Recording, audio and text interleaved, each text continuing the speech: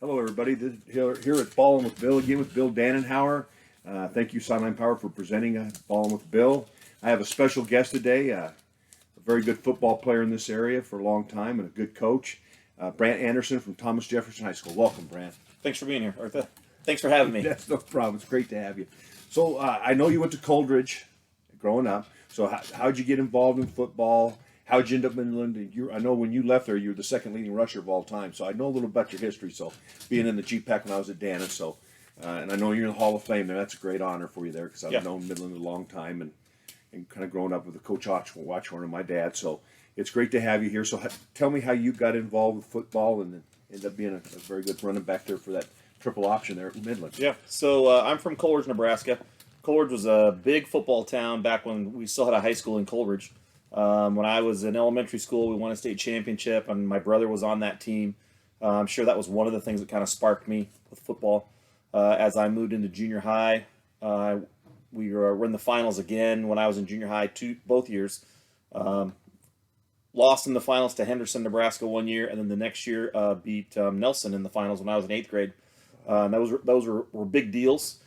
Big deal for the city. You know, I tell people all the time, you know, kind of the joke with a lot of small towns around Nebraska and Iowa is when you have a big game, last person out of town turn off the lights. That's literally how it was in Coleridge. Last person out of town turn off the lights. My sophomore year, we finished, I don't remember what our record was exactly. We finished third in the state. And then my junior year, we lost in the finals. And my senior year, we lost in the finals. So played a lot of football games my years of high school, get those extra games in the playoffs. The first year after I graduated, Coleridge actually won the state championship again. So in roughly, what was that, 10 years or so, we won 3 state championships and had 3 runner-ups. So we went out to Loomis one year. I think that was my sophomore. We played in the playoffs in Loomis. And that's about 5 hours from Coleridge. And they took 2 charter buses of fans out there. The team went out in a charter bus, 2 charter buses of fans. That's great. Literally, the whole town goes and supports. And so football was just who we were in Coleridge. And we're good at other sports too, but football is what we were about.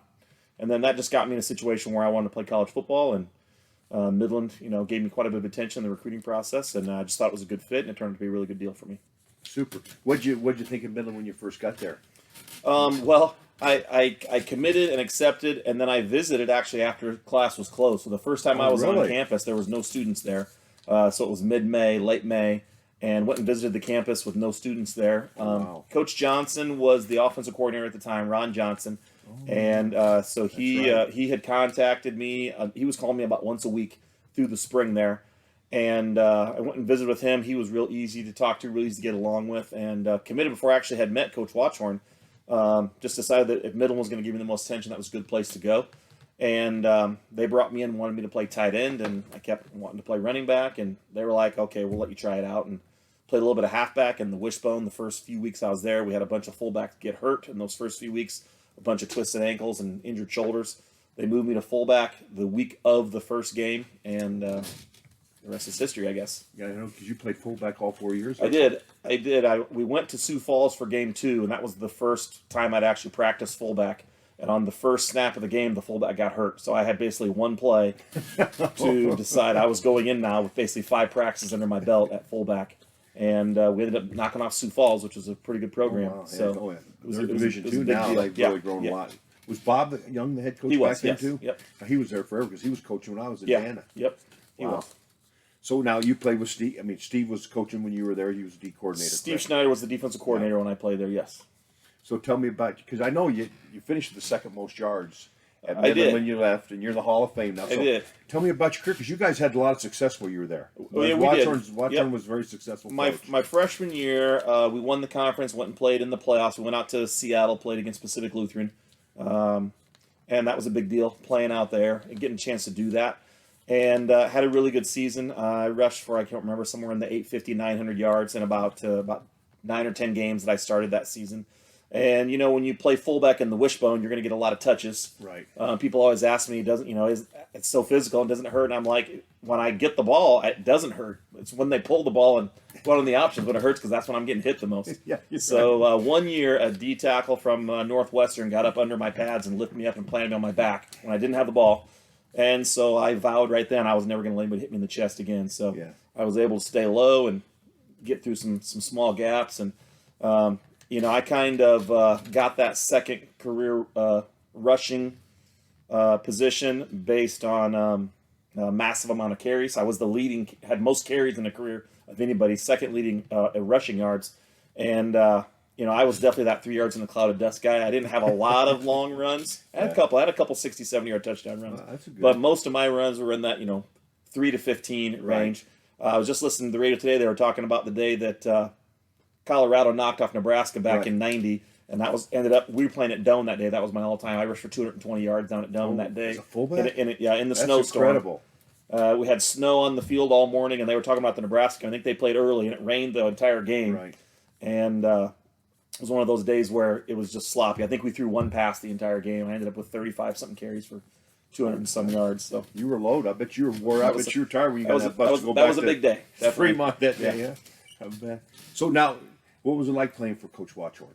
Because I know him and my father, so I knew coaches. Coach Watchorn was definitely old school, and I think about I'm too young to really remember Vince Lombardi when he coached, but when I think about who Vince Lombardi was and see some of the videos and films and read his books and things, I think he was probably similar to Coach Watchorn. Coach Watchorn was pretty gruff. One time, some of the assistant coaches told us, when he stops yelling at you, that's the time to get worried, because he's moved on to somebody else. Yeah, that's and right. I was just telling one of my assistant coaches the other day, we were talking about kids getting injured and different things, and I said the big thing Coach Watchorn said, if somebody got hurt, first thing he usually said to a kid was rub some gravel in it, and get back in there. So a little ice on it, get back in, and rub some definitely, gravel. definitely. So now you're very involved in football. What did you end up getting your education at Midland in? I mean, physical education. Physical education. Yep. Got a degree in physical education, and my whole deal, I wanted to play football in college, and I wanted to coach football after I graduated. You knew you wanted to coach. I had been planning to coach since I was probably in 4th or 5th grade. Wanted to become a coach. That was just my way of. I wanted to be a football player, and becoming a coach, I just thought was my way to stay in football forever, knowing you can't play forever. And so I was like, well, I'm going to become a teacher. What am I going to teach? I don't know. I had a few ideas, went a few different routes, settled on physical education. My wife's a teacher as well, and I've told her a few times I never really wanted to be a PE teacher. I wanted to be a football coach, and being a teacher just kind of came along with it. But I love being a PE teacher now. Well, good. So after you finished graduate from Midland, what course did you start when you're coaching? My first teaching and coaching job was at Bellevue Christian.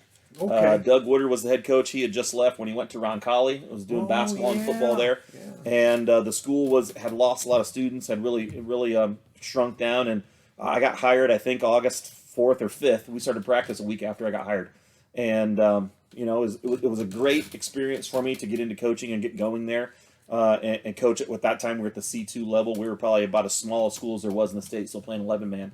At that point, but it really kind of got my feet in, got my feet wet, got things going for me, and really got me thinking about it was a struggle. We didn't have great teams, but the best thing was it really taught me how to be able to coach teams that didn't have a lot of talent. How do you practice when you don't have very much talent, don't have a lot of depth, and how do you coach those teams when most weeks you're going to match up against teams that are more talented than you. Right. Well, good. So now, how long were you there at Bellevue? I was there for 6 years. Okay. Yep. And then what 6 years after that, then I got a job in Houston, Texas at Northwest Academy. I had How was that Friday nights down there? It's a big deal. I've told many people in Texas in football on Friday afternoon, you don't hear people talking about where you're going to go eat tonight, where you're going to go out, you're going to go to a movie, what are you going to do tonight. The question everybody's asking all the time is what game are you going to tonight? And if people that aren't necessarily affiliated with a certain high school or don't have an attachment, they're just picking what's the best game in the city or what's the best game in the area, and we're going to go watch. Or who's got the biggest recruit, who's got the hot player that we want to go see, and so everybody just goes out to games. We played. Let's see, that high school was probably around 150, 175 students, and it was a smaller high school. It was a small high school, small Baptist high school, and most games we had about 4,000 to 5,000 fans at the game. That's amazing. When we played our rivalry, we had 10,000. We seated right around 3,500, if I remember the story right. So that many standing out. Yeah, that many standing out. When we had 10,000 at that game, there was people 3-4 deep on the track all the way around the field. We had to bring the bus in on the field, and people had to move out of the way so we could drive the bus in to get the players off the field for that game against our rival. And it was an incredible experience. I coached for a guy that had been coaching for a long time, coached at almost all private schools, and learned a lot. What it really opened my eyes to was there's different ways to do things.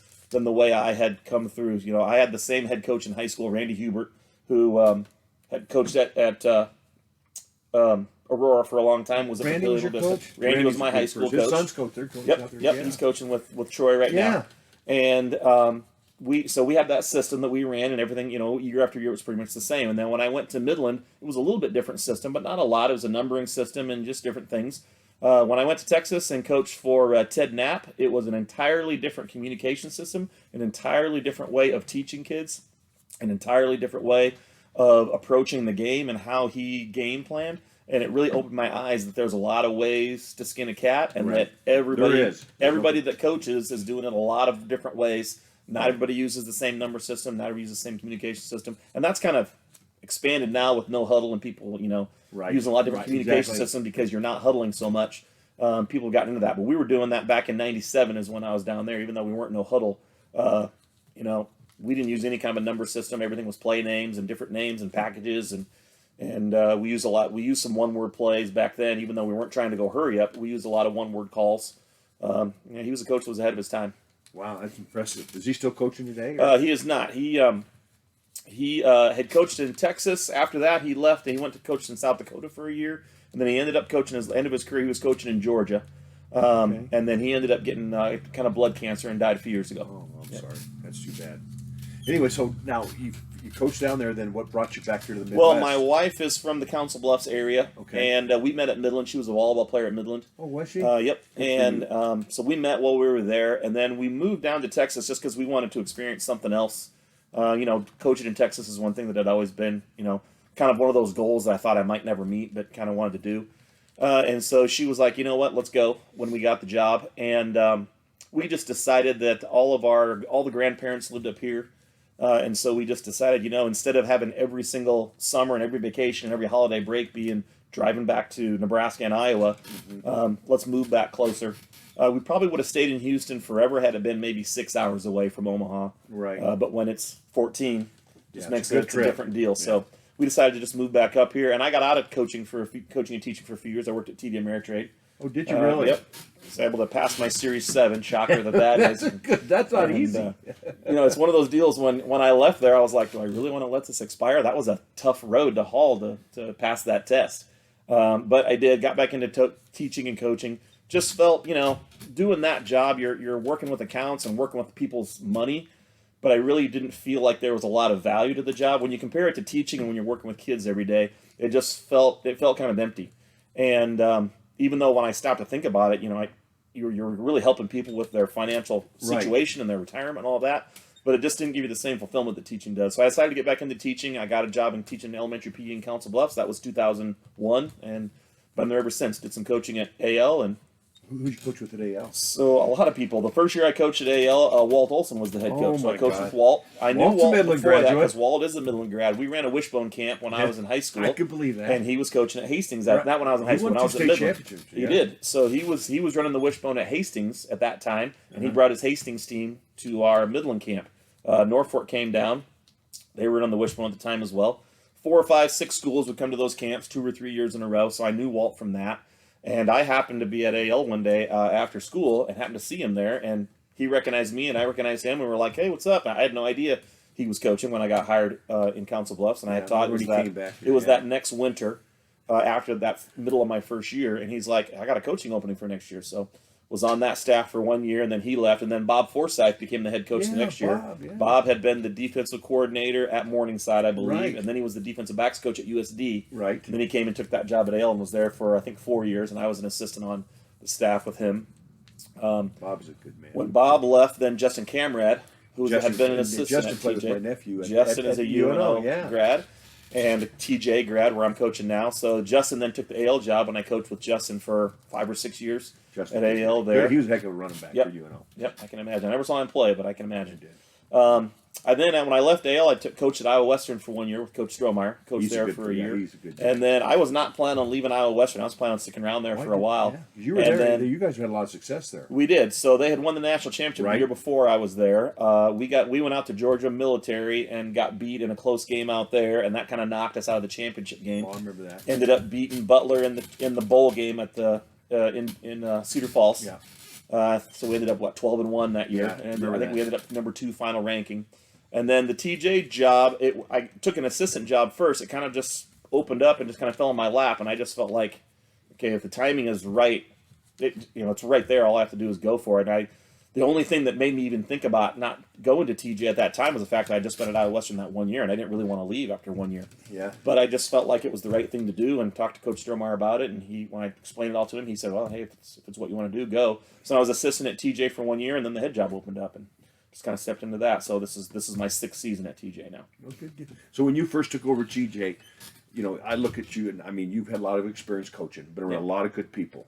So how did you put it all together and get your program started, start teaching it and indoctrinate to your feelings, beliefs, and what you want to do as a head coach? Well, the first thing I wanted to do was just get the kids to change the mindset. TJ has been a program that's started for a long time. In the almost 50 years of Iowa high school playoffs, 72 I think is when Iowa started playoffs. TJ has only been to playoffs one time in those 50 years. Right. I did not know that. Even on they had some solid teams in the mid 70s and 80s. None of those teams ever qualified. And so it's there's a mindset there, kind of a culture thing you have to get over. So I wanted to rebuild the culture. So we made as many changes as we could just for the sake of doing things different. We wanted kids to feel like this was going to be different, a different program. And the coach that I coached for, the head coach, Mark Poev, was the head coach at that point. Right. He had been at Benson for a while before he was at TJ. Great guy, great coach. And I wasn't changing because I felt he was doing things wrong, but I just felt we needed to go a different direction, just for the sake of getting kids thinking differently, get a different mindset. And I had a good staff, good coaches that had been there for a long time, knew the kids real well. And one other advantage, again, just kind of fell in my lap, Donnie Woods, who was the offensive line coach at Iowa Western, at that point was not coaching at Iowa Western because he had done some stuff with the Omaha Mammoths. And he was like, I really got to do some coaching. Do you care can I come on the staff with you? And so for 3 years, then Donnie coached at TJ with me, and that was a big deal to help us kind of just get things rolling, get things going. And he really helped get things set on a good track, and was really a solid person for me to kind of lean on. My first head coaching job there, and just helped get things going in the right direction. I knew if I had any questions, bounce anything off, Donnie had that. He had the college experience. He had coached a lot of high school ball in the D.C. area before he came out to Iowa Western, and so I just knew that he was kind of my. I didn't have an assistant head coach, but he was kind of the assistant head coach by default, just to bounce some things off. And I gave him a lot of room. He was my offensive coordinator. Gave him a lot of room to do things offensively, and we did a lot of midstream, and it was a struggle for us to find the thing that fit the kids the best, but we felt like we kind of found it in that mid-season, kind of rolled to the end of the season, and the next year things kind of got going for us. Good for you. So, because I look at your background, you got a lot of experience on offense. Different offenses. So how'd you find the right offense to fit your kids, what you're doing, compared to all the things? You've gone for the wishbone to wide open to no huddle. So what fit with the student athletes there at TJ? Well, so in high school we played 8-man football, but we were in a version of the split back veer, a lot of option, a lot of power running, and then went to Midland, ran in the wishbone, and so running the football is in my blood. There has to be a running game to me, and I think a lot of people who live in Nebraska, a lot of people who lived in Nebraska through the 80s and 90s. It's hard to get out of that. Got to run the football mindset, even if you want to. Yeah. So you just kind of believe in that kind of football. Right. Especially get later in the season when the weather isn't always so good. You just know you got to have a solid running game. Right. And so that was one thing I wanted to establish, was a solid running game. And I just felt we had a lot of bodies who were in that 200 to 240 pound range, and we're in that 5'9" to 6'1" range. We had a lot of tight end, fullback, guard type bodies. A lot of kids who could have fit any of those positions. So we just felt we needed to run some stuff that utilized tight ends, utilized fullbacks. We kind of started out in an I formation. Didn't feel like getting some really good things going. We didn't know if we had a true I back. So what we ended up settling on there was the double wing. The double wing is an offense that was kind of invented. It looks like an old school offense from the 50s, but it really hasn't been in the late 80s. And it was the ability to run power football. It's kind of the opposite of the spread offense in philosophy, more so than just formation. In the spread offense, you're trying to spread your people out and create one-on-one matchups. Right. Well, depending on the one-on-one matchups, sometimes you don't want those one-on-one matchups, and that's the situation we were in. We wanted to avoid one-on-one matchups, and we wanted to put defenses in a situation where they weren't comfortable. Right. And in today's world of football, when a linebacker has to stand 3 feet from another linebacker, that's not normal. They're used to being 5-6 yards apart, because they have to spread out with the receivers and spread out with everybody being out there. So they're not used to, most defenses are not used to having 22 guys in a 8-yard box. And that's kind of how we line up. That's kind of the base of our offense. And we just knew that we need to do things differently. So we onside kick a lot. The first year we did this, we recovered over 50% of our onside kicks. We haven't been quite that successful the last few years. But we don't onside kick just for possession. That's always an option. But we onside kick for field position as well. For us to kick the ball deep down the middle to your team's fastest guy is not our advantage, because your fastest guy is almost always faster than our fastest guy. I'm not a track coach, but in the 6 years I've been at TJ, I don't think we've had one athlete medal in a 100-meter dash. We've had a few 200 runners and a few 400 runners that have medaled. I don't think we've had one 100-meter dash kid. So we don't have that kid that we can just say, you know what, get him the ball and let him go. Right. Very rare do we have that kid to say, just if we can get the ball in his hands, he's going to win games for us. And so we had to put us in a situation where we could rely on each other. It could be more of an 11-on-11 game and not so much in that spread offense where you can sometimes say, you know what, my guy can beat your guy, so we're going to just ride that until you can stop us, till you commit more defenders, and then we'll hit this side over here. Correct. We don't have those matchups to take advantage of. So we play the whole 3 yards in a cloud of dust thing. Mm-hmm. And if we can get it under 4th and 2, we're going to go for it more often than not. Just in the last game this last week, I think we converted 4 fourth downs. Well, that's good. Specialty players are not always our advantage. The first couple years I was there, we did not have a kicker that could make 50% extra points. So we figured we might as well just go for 2. Yeah. And the first couple years, all we have to do is be 50% going for 2. That matches a team that has a 100% extra point kicker. We knew we didn't have an extra 100% extra point kicker, so we figured we could make a lot of 2 points. We could make enough 2 points to make up for it. Right. So we went for 2. We onside kicked.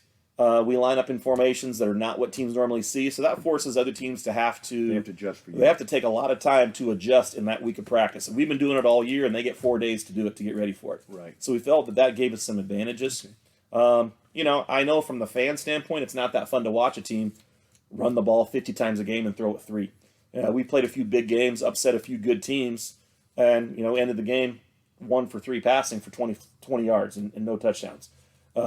Teams are the teams have started doing it more now, but it took a few years for teams to think they're going to play action pass. They're going to play action pass, and we never would, just because we knew if we can get 3 and 3 and 3, we'll go for it on 4th and 1. Right. That's our advantage, and defenses get frustrated. Get frustrated. They have to be patient. Yep. When we don't, we take the same mindset as the military academies do. They know they don't have the raw talent that a lot of the teams they play do, so that's why they run the offenses they run, and that's why they try and eat up clock, and they try and be conservative. They try to not turn the ball over, and they try and put their players in situations where they can be successful, even if it doesn't look like what everybody else is doing. Gotcha. No, that makes a lot of sense. So now, okay, you're kind of, this program's working and you're getting things going. What type of defense do you do to match with this type of offense? Defensively, we kind of do a little bit the opposite mindset. And this was actually Donnie Woods, it was kind of his brainchild. That first year, we were running kind of a 4-3, kind of a cover 4 type thing, what a lot of teams do, especially, it's kind of become real popular the last 10, 15 years. Prior to that, high school was cover 3 everywhere, 100% almost. And the idea was just basically, we play too good of teams at the 4A level in Iowa to give them soft coverage. And to let them, they'll throw the ball 7 yards and they'll just march down the field, and we don't have any ability to stop them. Right. We don't have the studs on the D line to go get a great pass rush and make quarterbacks throw the ball, so quarterbacks have time to throw. Our DBs don't necessarily match up one-on-one, especially when we're in a zone coverage and trying to pick people up. And so it was just move down the field, score, move down the field, score. We could slow teams down. We couldn't stop teams. So we decided, again, we needed to go into something that offenses don't like and that coaches don't like. So we went man press. And our first thought was, well, we don't have the speed to play man press. Right.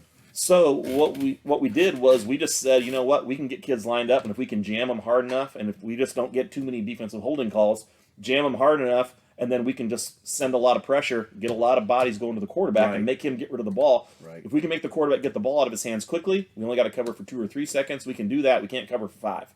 So we went a lot of man press and a lot of zero coverage, Gotcha. Put a lot of pressure on the quarterback. We did a lot of setting up defensive packages to attack offensive formations and what teams like to do out of formations.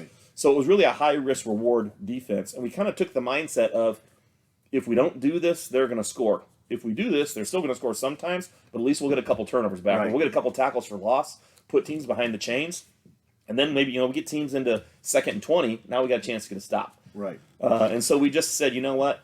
We can't sit back. That's not going to work. We Right. got to go attack. And if they score, they were going to score anyway. Right. And if we make some plays and get a few turnovers, we can. We had a +6 turnover margin that first year we put this defense in.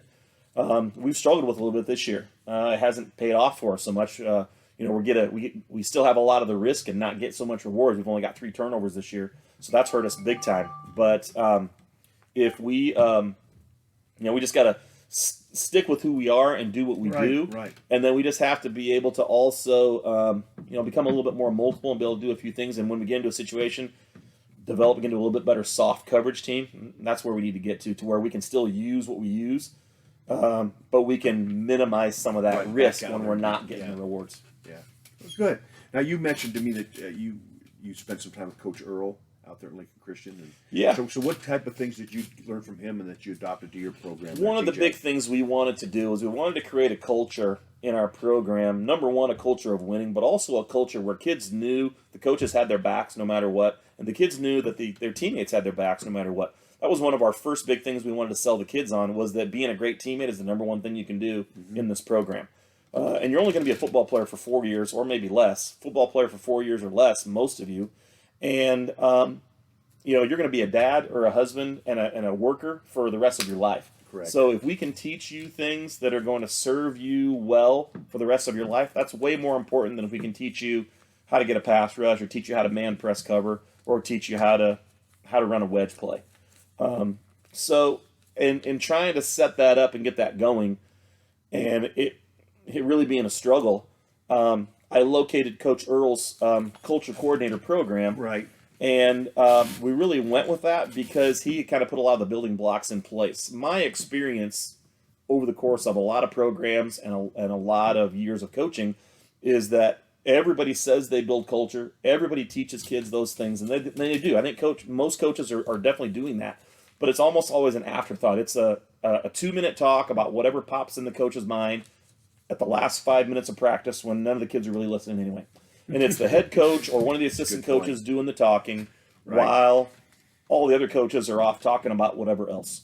Correct. So one of the things we wanted to do is we wanted to make it a part of who we were, not just a task that we did. Right. And that was one thing that Coach Earl set up too, was having a culture coordinator. If culture is important, then it deserves a coach specifically assigned to that, just like an offensive coordinator or a defensive coordinator. So one of my assistants became the culture coordinator, and one of his jobs is to prepare a plan for the entire season of what our topics are going to be, what we're going to do, what we're going to talk about, and how we're going to have that be a whole program thing, not just a one coach every once in a while thing. Right. And so at different times we'll break into position groups, and each coach will talk to their position about the word of the week. Or sometimes I talk to the whole team. Other coaches talk to the whole team. We have players who we say, okay, hey, next week you're going to give the talk on what the word of the week is. So we come up with a word of the week. We have 5 core covenants that we built. And that was somewhat based off Coach Earl's program, culture coordinator program as well. We have brotherhood, heart, honor, sportsmanship, and leadership and sacrifice. Okay. And we built those 5 core covenants. We gave the kids, and this was from Coach Earl, we gave them a survey. And all the answers to all the questions of what they wanted TJ football to be about, what they wanted people to think about when they left our games. If somebody came to Council Bluffs that knew nothing about TJ High School or Council Bluffs football, and they went to the game, what would you want them to think about who we are and what we do? And why do you play for TJ? And we took those answers and came up with about 20 different words or phrases. And then we had a select group of players that we brought in to basically filter through those and get it down to those 5 words, the 5 words that we live on. What we did this summer to kind of go the next step with it was we built a pyramid of greatness, kind of like Coach Wooden had at UCLA. Yeah. So where he has the 5 blocks on the bottom, and it kind of goes up to the top. So we put our 5 core covenants on the 5 bottoms. Then we had other related words like poise and leadership is one of our core covenants, but other words that we built up in there that kind of went to the top. And then we used competitive greatness for our peak, just like Coach Wooden used in his pyramid. And then what we did was we took our 5 core covenants and our words on each of those levels, and those were the words of the week. So we had poise, we had confidence, That's very neat. those kind of things. Yeah. All those things that a lot of coaches teach, but we had a plan to do it so that we had it. And then every week, kids knew what word was coming next. And then that was our theme throughout the entire week of practice. And then we used that in pregame and halftime and that kind of stuff too.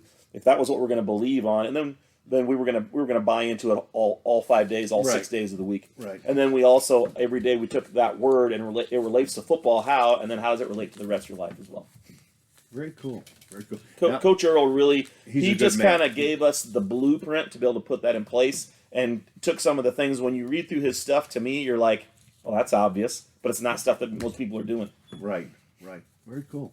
And so this year being a different year for all of us. Yeah. How have you adjusted your coaching staff to the virus that's out there? I mean, because every coach has had to change because you didn't get to work out with them, you didn't get all the practice in you normally did. Right. So how did you adjust with what you guys were doing this year? We actually, so what we lost mostly was the springtime, the spring lifting, but we knew everybody was losing that. Right. Then we usually go to a camp early in the summer, so that was gone. We were able to still get a kind of a mini team camp in, just a 2-day mini team camp that Nebraska Wesleyan. Right. We've gone to a camp at Ralston the last few years that Nebraska Wesleyan kind of runs, and that ended up being not the form that it normally is. We were still able to get a little bit of live contact in before the end of the summer, so we were able to get some things in and get some things going.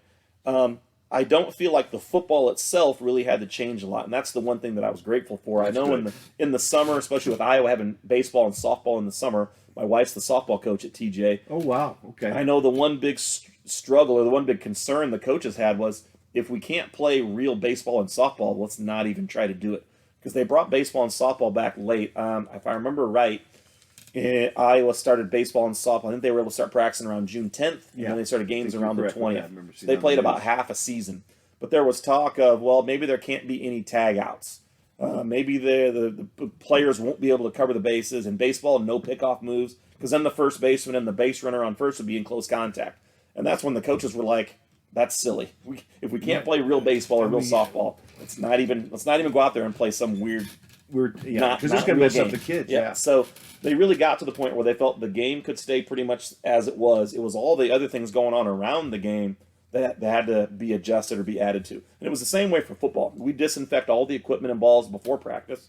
We disinfect all the equipment and balls after practice. I know one thing that came out from the National Federation at one point in the spring or summer was that maybe you should clean bags between every rep. So if someone's doing a blocking drill, a player hits it, and they got to clean the bag before the next player hits it. We didn't have to do that. That's good. Once it got to all the surface contact, and as everybody learned more about this, by the time we got to August, it really became a deal of if it's clean before practice and it's cleaned after practice, and the kids are hand sanitizing a couple of times throughout practice, that surface contact risk really drops down. Right. So we were able to just get out there and coach and play football as long as we were doing the things before practice and after practice, Correct. and as long as the kids were communicating with us, and if they had some type of risk, that they were communicating with us so that we could trace it and find out, what was going on and who they had been around, to minimize things and not let, one kid has it and he doesn't tell anybody. He gets in with everybody and now it's spread throughout the whole team. We didn't have anything good. like that. We've had no positive cases on our team. That's good. This whole season. Well, let's. Exactly. We got a few weeks left. Yeah, so, you do. So That's awesome. But Coach, I really appreciate you taking the time to come out here today. It's been interesting. I mean, I've loved it. I knew about your past, and I learned a little bit more about you today. So, Right. and it's always good to have a fellow GPAC guy out here. Yeah, definitely. And Coach, I know he played the GPAC for baseball, so we're all kind of GPAC guys. So, and it's kind of a small world we all are. Yeah, And definitely. It's great Yep. to have somebody out here as coaches long, like you have, and been around all those different places. I think it's very cool, and I wish you continued success and that program turned around over there in Iowa. All right. I hope you do. I Great. wish you a Thank ton you. of luck. Appreciate it. Now, I was a pro wrestler right before. I didn't know that. No. Yes, I was. And I used to come out and I used to go hush, hush, hush. That meant I wanted food or money, not necessarily in that order. So we always Wow. finish my show with a hush. You Oh, ready? All right. Let's read 1, 2, 3. Hush, hush, hush, hush. Thank you, Coach. Appreciate Thanks. the time, man. Awesome.